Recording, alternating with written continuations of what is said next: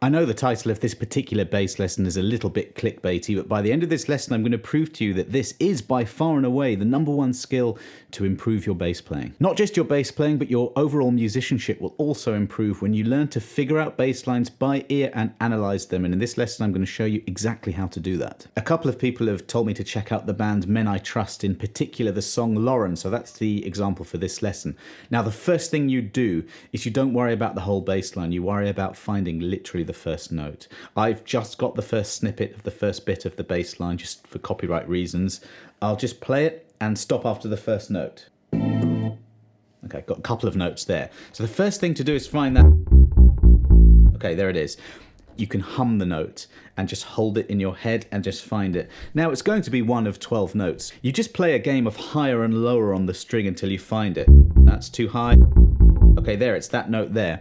So you zero in on the note it is, then you can find other notes in relation to that. Now that's about assembling the puzzle, and this is relative pitch. So once we have the first note, I can hear the second note.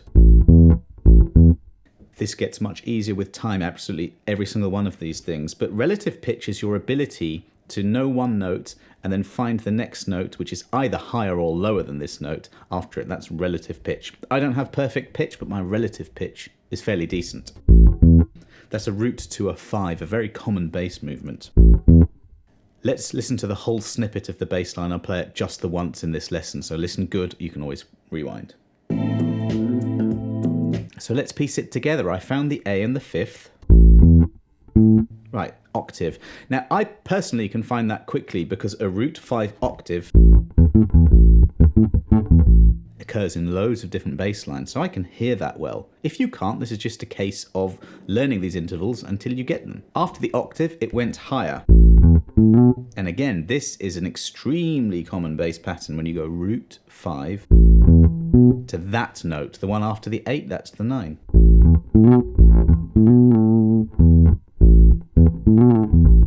Not only are you learning the bass line, you're also learning a pattern that works over chords that you'll find in other songs and bass lines that you want to make up. So afterwards it returns down the other note, so in like this. Okay, that was the first bit. Now I can't play the other bits for copyright reasons, but what you would do is you would just concentrate on the first note and then piece together the puzzle once you have it. In this particular bass line, I'm going to play it for you now. It does something really cool. Let me show you.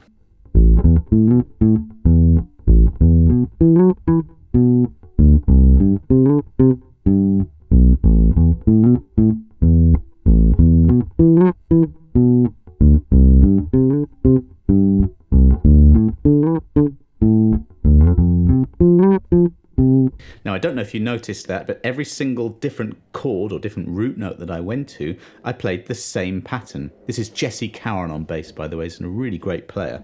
And so you just learn the pattern, and then once you figure out the second time round, you realize that he's using that every time. So we can fall back on patterns and memorize the tune much more easily by doing that. Next thing you want to do is you want to find the key and the chord progression of the piece of music. Now this is pop music and it's usually fairly simple using diatonic chords. More of that in a second.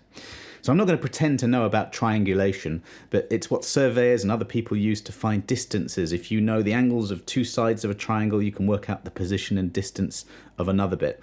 And we really sort of do a similar thing like this. I'm going to play the verse bass line, the first bit of it. And again, you would do this, you would do your own pausing and rewinding, listening to the verse bit. But it goes like this. Okay, so the first note is A, then it goes a few more notes on the A, and it goes from A, C to D. Now if we just concentrate on A, C and D, if we just take those notes in isolation, we can start to get a picture of what key. Now the key is just really the notes of a scale that make up the piece of music that you're in. With a little bit of experience, I can see that that C, I can hear that that C is a minor third. So I'm already thinking this could be in a minor key. If we carry on though, we've got an F. Now just with those notes on their own, I can see and hear the beginnings of a minor scale. And if that fits over this, then we're in that key, and it starts on A. A is the home. It tends to be the place we're coming back to.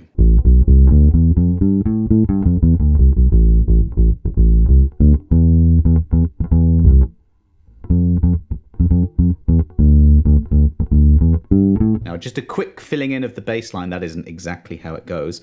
I can see that every single one of the notes of this bass line fits to that pattern. So that is the key that we're in. And really, you only need a few notes to know. If I had an A, B, and a C in there, then I know, well, that's the first 3 notes of the natural minor scale.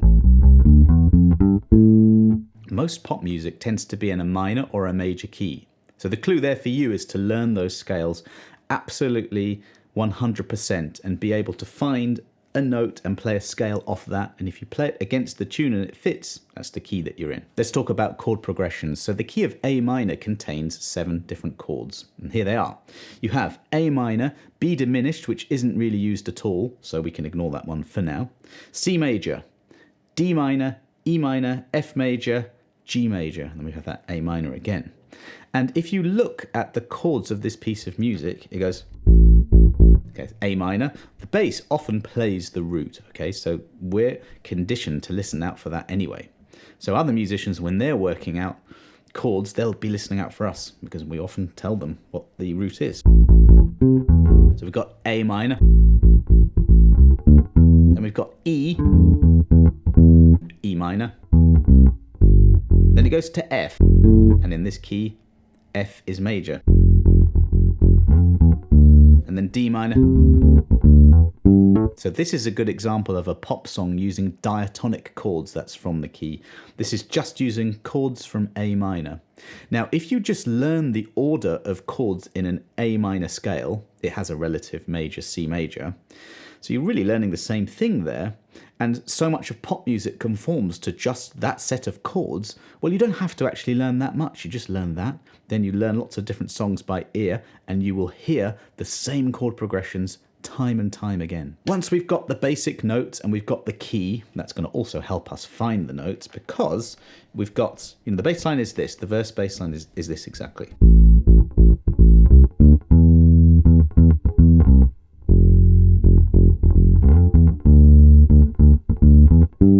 All of those notes are in that key. So if you know your shapes, your patterns, and your scale in lots of different places, you can figure this out. You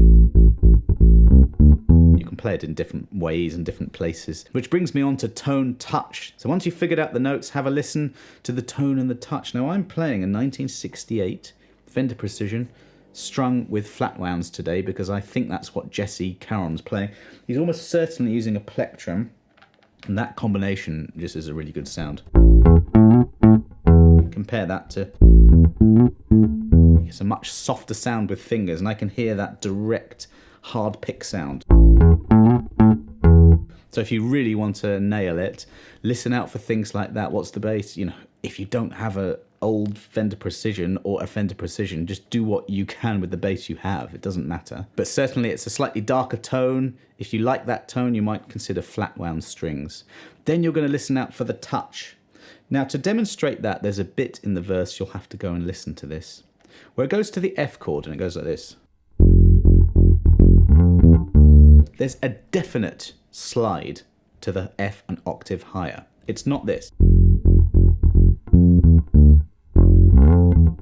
So that's what I think he's doing, probably going from definitely going from an F on the first fret of the E string, that's the only place you can play it on a 4 string, and just sliding up. And look at that, F, E, D.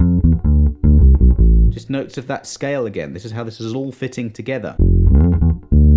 So you need to listen out for the inflections, for the techniques. It's going to tell you probably where the bass player is playing the notes on the neck, and there are reasons for this. This bass line, we've got probably this, fingers 1 to 3, and then a slide out to that 9th before coming back down the pattern. Now that is the technique, that's the way I think he's doing it. And even if he isn't, it doesn't really matter. You don't have to get things exact. We're just trying to find as many clues as we can. Once we've found the tone and the touch and we're listening out for that, pay attention to note length. The way a bass groove breathes, the way it feels, has a lot to do with how long the note is played for. A good demonstration in this bass line is this note here. That note there. It's very short. So is this note. This little transition note just before shifting to the next one. I think it has to be short to get the shift in. So you've got a bit of a time to move your first finger.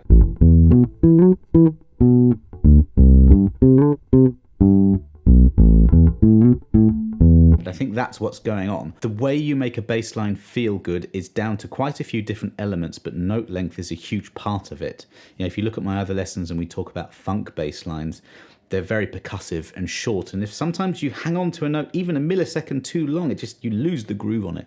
So listen out for the note length when you're learning bass lines. Beat placement is another thing that governs a great bass groove. And you can play before the beat, on the beat, and after the beat. And it just gives you different feels, and you know, you might feel very relaxed behind the beat. Slightly rushing gives you a more exciting feel.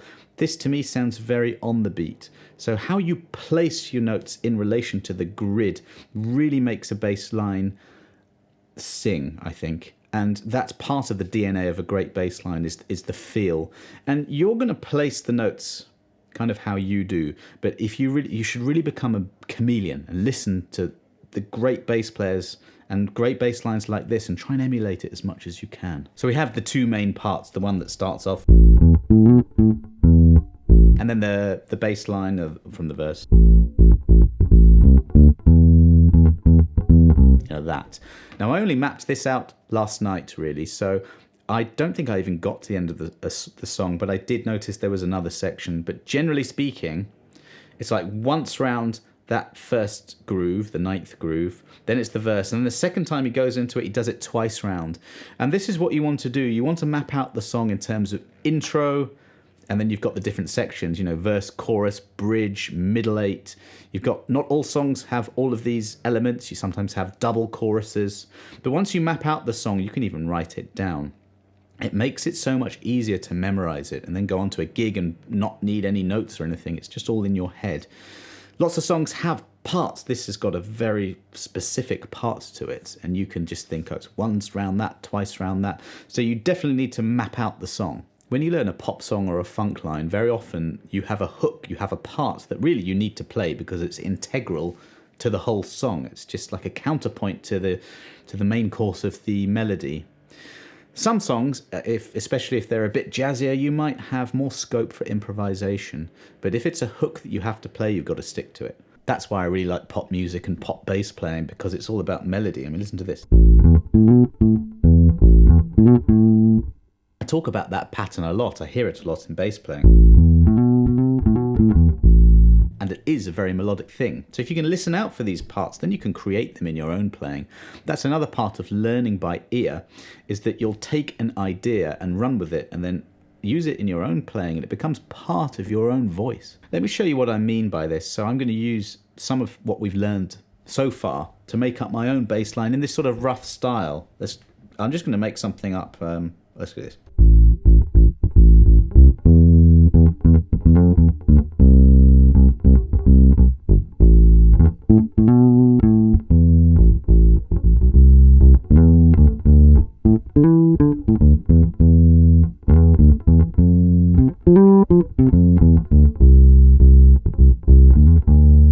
You see what I'm doing? I'm just running up the notes of a scale, sometimes using that great pattern that I've heard in so many bass lines, and it's in this one.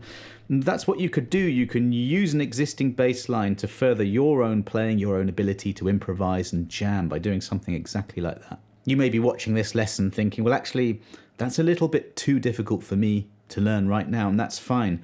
You must choose the right song to learn for where you are right now. I have a playlist of really simple bass songs, and let's just say you're a bit further back in your journey, you're just starting. Maybe you would pick a song like My Girl, which I can't remember the key. I think it's in G. Or is it in C?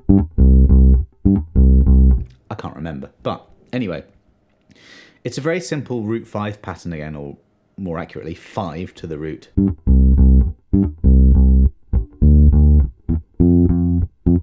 There we go again.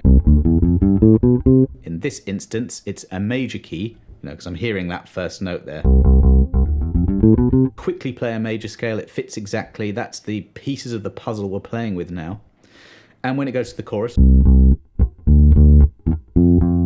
we're just following the notes within the scale. And if you follow easy bass lines, like that one is, you will get this connection far quicker than if you learn songs that actually are going to make you feel too frustrated, and probably you're never going to try them because it's too hard for you. The way you're going to master this is simple, really. You're going to do this daily, and you're going to start simple. You're going to promise yourself not to get despondent if you hit something difficult in the beginning. It only takes a few songs to realize that you're dealing with the same keys, the same patterns over and over again when it comes to bass, but you have to do the work yourself to realize that. My course, Music Theory for Bass Players, is now out, and it deals with modes, ear training, scales in huge detail. If you're interested in really learning about how music works, the nuts and bolts of it, it's really going to improve you. I'm going to put a link in the description below for that. If you fancy some more videos on ear training, here's a playlist for you to check out. Thanks a lot for watching. See you on the next one.